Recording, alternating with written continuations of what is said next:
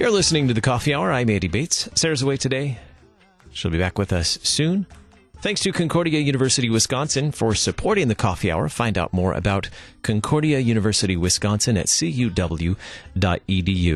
Live Uncommon. We have some updates to share with you today on recent disasters. Joining us in studio this morning, the Reverend Dr. Ross Johnson, Director of LCMS Disaster Response. Dr. Johnson, thanks for joining us in studio today. Good morning. Also with us on the phone, the Reverend Eric Johnson, President of LCMS Southern District. President Johnson, thanks for joining us on the phone. Thanks for having me.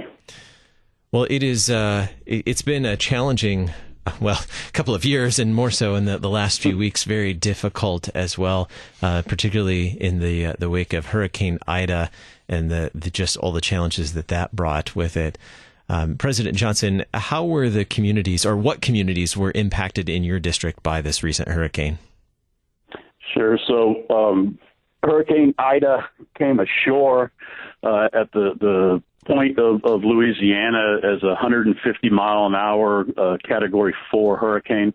There were a couple of readings from boats that were offshore that had gusts up to 175 miles an hour, so put it right at a Cat 5, and it was a high Cat 4 coming in. Directly in the path of that was our most southern congregation, which is Grace in Houma, Louisiana, and they received Category 4 winds over 110 miles an hour. Almost all of the roofs, when we went and visited in the area, had shingles ripped off. The brick facade at the front of the church building collapsed outward, lots and lots of tree damage. And then it continued to move north and then turned a little bit east. So New Orleans area was greatly affected, and then it continued up north through Baton Rouge, and then turning and going further east. And so we had a tremendous amount of wind damage. Thankfully, it's a fast-moving storm. It was going about 16 miles an hour. And so we didn't have the flooding that we saw with Katrina, even though this storm was more powerful than Katrina. But we had a lot of wind damage. New Orleans, parts of New Orleans are still without power, and parts of the North Shore, on the North Shore of Lake Pontchartrain, where I live, also have areas without power, and that's rapidly being put back together. But we had a lot of trees on homes. We have a lot of roof damage with congregations. And people that evacuated from the New Orleans and from the west bank of the Mississippi River, further south from New Orleans, pastors are still out, have not been able to get in because of some of the tree damage and the power outages. And they're just now returning for us to be able to get a good survey of damage to congregation buildings, church buildings, and also to congregation members and their community. So the Southern District is doing, we do flood abatement. We go in and muck out homes and tear out drywall so that contractors can come in and recover from floods. We also do tree removal. So we're going out now and removing trees that are on people's homes, trees that are blocking folks' roads and that kind of thing. So it was a very devastating, very devastating storm. How were the communities along the Gulf Coast prepared for Hurricane Ida? Have previous storms, do we learn more with each experience and each storm? Or were they prepared? I know you can never be prepared for such a disaster, but have past experiences helped them prepared for this? Yeah, we've done a really good job of constantly getting information into the hands of our congregations and encouraging people to be prepared to be able to take care of themselves for a week after a devastating storm, but also to prepare to be able to take and serve their neighbor as well. And so some of our congregations have done a better job than others. Some of our people have done better jobs than others. And each storm we learn and thankfully, in partnership with LCMS Disaster Response and Ross Johnson, we are looking strategically to set up areas that congregations that would be able to house volunteer camps, and we would be able to put supplies and things there so that we're having a little bit quicker response. And then so we've been increasing that capacity, but it really is up to the individual to be able to be prepared to take care of themselves for at least a week. I've increased my capacity every year, and I can take care of myself and my family and serve some of my neighbors with food and water for about 3 weeks at this point. And we've seen with this storm, that's been a necessary thing. Wow. What are some of the reports you've received from congregations and pastors regarding the impact on their communities? Yeah, so, one of the biggest things has been the impact of not having electricity, and I've spent a good deal of the last 4 days traveling around and delivering generators and fuel and water, and particularly to elderly members and to elderly folks that our members know who are at higher risk, especially from the heat. And so, getting folks set up with window units so that we can run off of the generator so they can have a room that is cool, especially when you're older, disabled, that kind of thing. And then doing regular supply runs to keep gasoline, because when you have a major hurricane, the gasoline supply gets cut off because of the lack of electricity. And so that becomes a real issue. So outlying areas, we go fill up tanks in the back of my truck, and then I go and deliver this to be able to keep folks having especially air conditioning so they can sleep at night. That's a huge thing. But yeah, the power poles were 24,000 power poles in New Orleans were damaged. So they've been without power. That was a huge impact, and then also food and water as well. So we've got a number of our ministries in the Southern District. Forged in Fire is one out of the Village Lutheran Church in Lacombe, Louisiana, and they have fed this past week about 5,000 people. They have a feeding ministry, and then we have smaller feeding ministries with trailers that can go and cook and barbecue and that stuff. And so these folks have been deployed as well. So share with us more about how congregations are preparing to serve their communities following this disaster. Yeah, so we've got congregations that are opening up their when the church building, when we either have generator power for air conditioning or when power comes on in those areas, they have opened up their church buildings to the community to be able to come in and charge their cell phones, be able to get something cold to drink and something to eat, and then be able to have air conditioning. We've got a few congregations in New Orleans that have opened their doors and are allowing people in the community that are impacted by the storm to come and sleep, in the sanctuary, sleep in the education, wing. It's fairly primitive, but it's a lot better than being out in the heat and the humidity, especially for our elderly and very, very young who are at high risk for the heat that happens. Also, our congregations are supporting our feeding ministries, and then as what our goal is to get the pastor up and running so that the caretaker has been taken care of so he can care for his flock, get the congregation up and running so that they can then serve their community on an ongoing basis. And so as we do that, we will continue to be involved in this for months and months and months to come. And our capacity for our congregations to be able to serve their community just continues to increase as we have more volunteers coming in, as we have more material coming in, and this thing really kind of starts to roll. So our congregations are doing a great job of serving their community with just basic needs right now. Ross, what are the ways that LCMS Disaster Response partners with districts and congregations like the Southern District?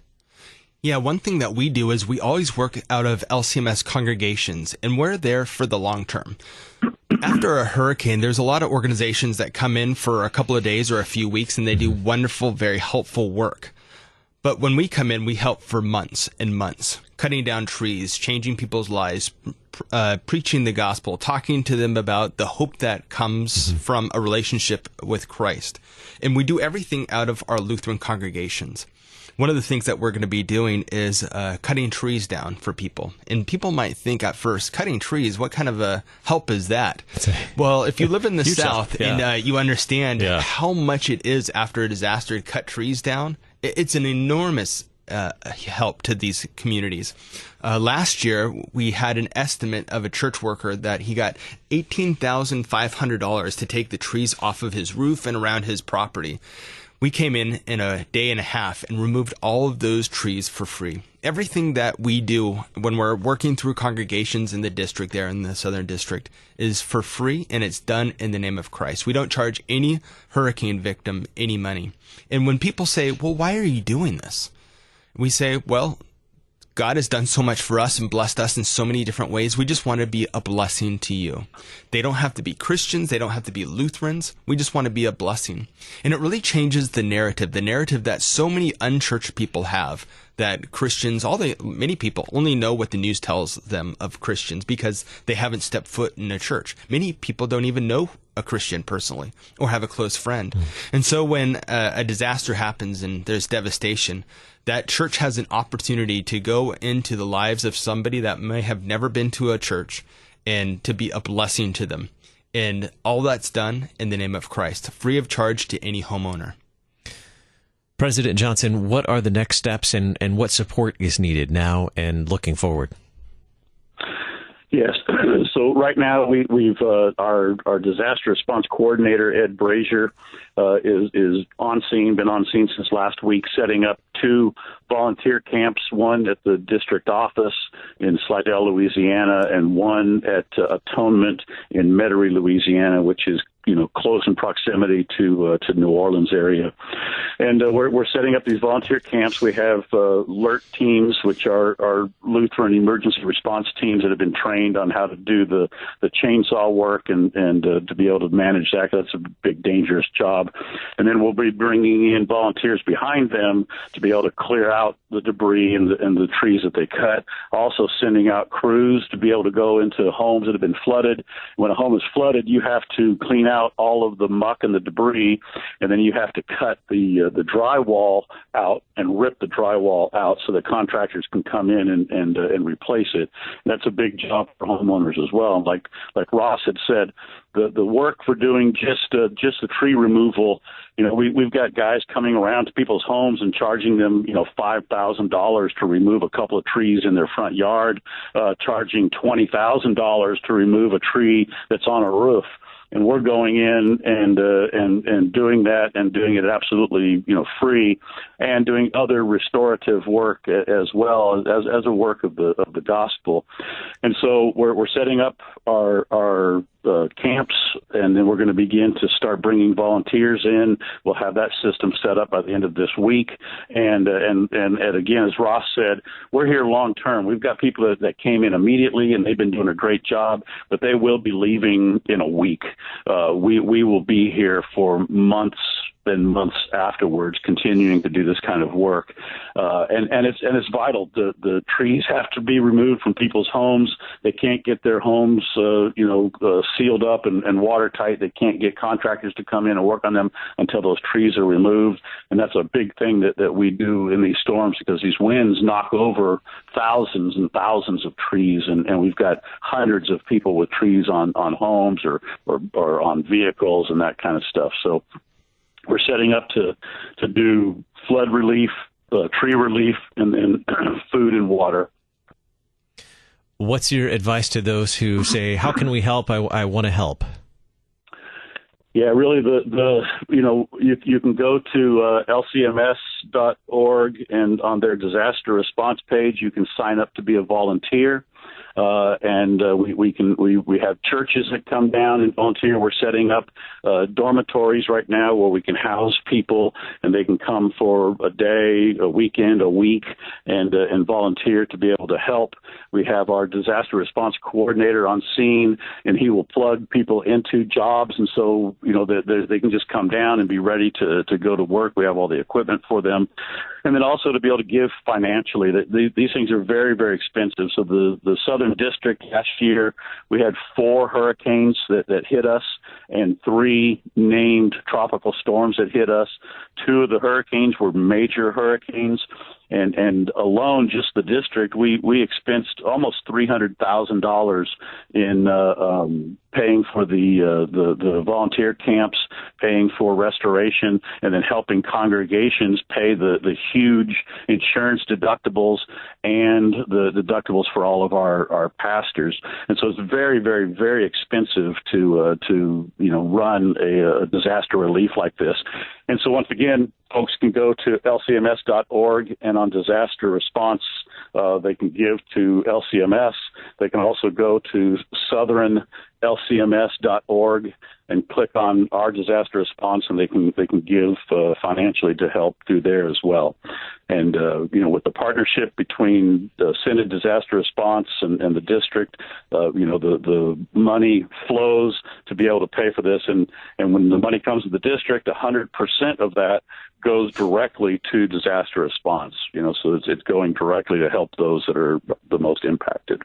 Ross, do you want to add anything to that? Yeah, the website is lcms.org/disaster. Once again, that's lcms.org/disaster. Very good, very good. My guest this morning, the Reverend Eric Johnson, President, LCMS Southern District. President Johnson, thanks for joining us on the Coffee Hour today. Hey, thanks for having me, and the Lord's blessings to y'all. Thank you. We have more to talk about with the Reverend Dr. Ross Johnson, Director of LCMS Disaster Response on the Coffee Hour here in just a moment. I'm Andy Bates.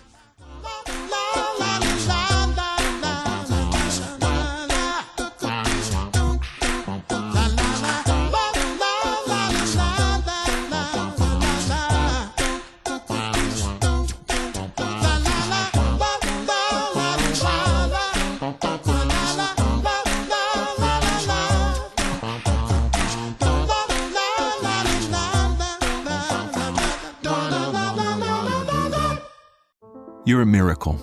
You know that, right? A living, breathing, one-of-a-kind miracle. You were created to stand apart, to share your gifts in the service of others, to make an uncommon impact in a common world. And at Concordia University, it's our mission to help you do that, to live uncommon.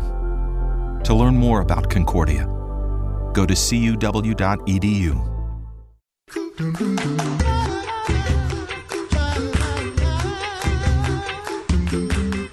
Welcome back to the Coffee Hour. I'm Andy Bates. Sarah's away today. We are discussing LCMS disaster response and responding to the recent hurricane, and also we're going to head to Haiti and talk about the recent earthquake there as well. In studio today with me, the Reverend Dr. Ross Johnson, Director, LCMS Disaster Response. Dr. Johnson, you recently were able to visit Haiti following the recent earthquake. Describe for us the severity of this earthquake. Thank you. Last week I was in Haiti for 4 days. In 2010, there was a devastating earthquake. It was a 7.0, and it was right in the heart of the capital. Devastating losses of life. Some estimates were as high as 200,000 people. This earthquake was more powerful, but thankfully it was outside of the capital, so you didn't have that dense population that you had in Port-au-Prince. But it was a stronger earthquake, and it did cause many deaths. Well over 2,200 people have been reported as dead, unfortunately. And tens of thousands of structures have been partially damaged or completely collapsed. So this has been life-altering. The part of Haiti that was affected the most was the part on the southern peninsula. It's the same exact location that 5 years ago in 2016, Hurricane Matthew devastated that whole community. We went around rebuilding churches that had wind damage, flood damage, but also pastors' homes. I know the area well, and that's been very helpful with this response because that's also in an area that we have a lot of Lutheran congregations, a lot of pastors. We have about 36 Lutheran congregations that are in the area, and it's a very remote area. And so it's difficult to get to a lot of these areas. I was able to survey about 7 different churches, and we're going to be rebuilding completely 3 of those churches over the next 4 months. So this is a significant event. Unfortunately, it hasn't made the news because the news has been talking only about Afghanistan. Well, it feels like it's only about Afghanistan. So a lot of the need that's going on in Haiti has just been completely overlooked by the global population and the news media because of other events in the news. You mentioned previous disasters, an earthquake in 2010, hurricane in 2016. How has the church recovered from these disasters in the past? You mentioned, after this earthquake, rebuilding at least 3 of the church buildings. How is the church doing since all these disasters? One wonderful thing that happened last week is the leadership of the Lutheran Church in Haiti, our partner church, the partner church of the LCMS in Haiti. They all got together and we're working collaboratively. We have an action plan that we developed, and we are all part of the assessment team. We're working in unison together. And the men there are men of faith. They understand that the Christian life is a life that's under the cross, where we have our own desires for life, and then there's the desires of living, or the results of living in a broken world, right? And it brings to mind the Bible verse from Psalm 23, "Yea, though I walk through the valley of the shadow of death, I will fear no evil, for you are with me. Your rod and your staff, they comfort me." And the comfort that comes in that isn't that you're in the valley in this life, but it's that word through, that God is getting us through. He's constantly guiding us. He's leading us. He is our good shepherd. We look to him. He's got the staff. He's got the comfort that if we look to this world and the brokenness of this world, and that's our only hope, then we are people that are without any comfort.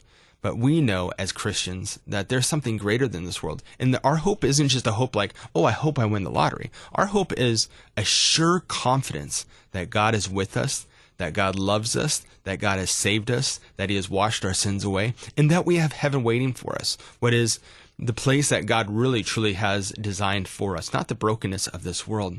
So as Lutherans in the Lutheran Church in Haiti, they understand this. They understand that we don't put all of our eggs in the basket of this world. That we realize that there's something bigger and greater. And this is the blessing of a Christian response in a time of tragedy. Because there's so many great organizations that do helpful work. The Red Cross, FEMA, the UN. It depends if you're talking domestically or internationally. They help a lot of people, but they don't do that work in the name of Christ. The Lutheran Church in Haiti that we're supporting is doing everything in the name of Christ, and then connecting the message and the promises of Christ, even in the brokenness of this world. So all of our response work is being done through Lutheran congregations in the affected parts of Haiti. How has COVID complicated the response to this disaster? The way that I see COVID affecting the response is primarily a lack of volunteers, a lack of organizations that are going down into Haiti and helping the people. That's not slowing us down insofar as we are working with NGOs and RSOs that are making these rebuilds, food distribution possible.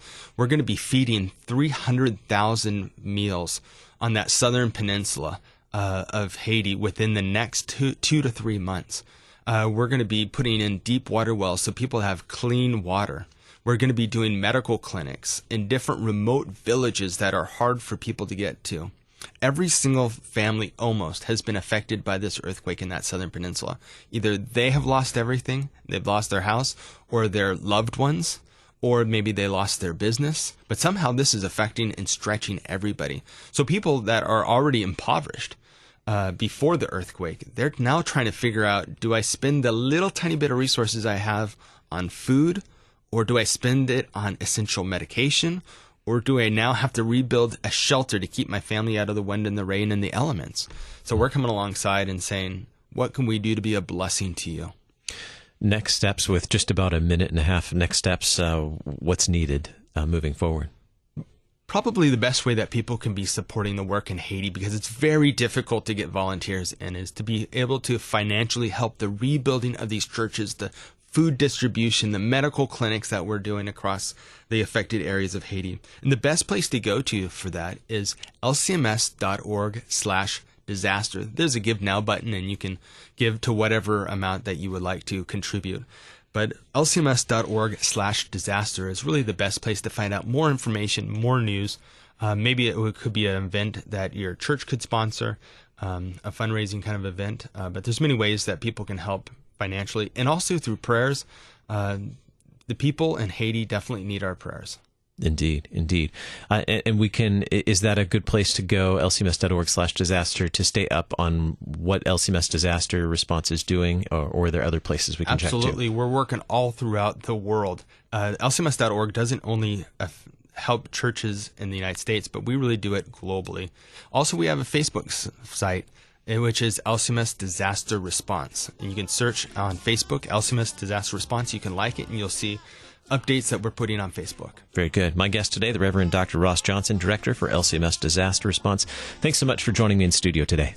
Thank you. You've been listening to The Coffee Hour. I'm Andy Bates.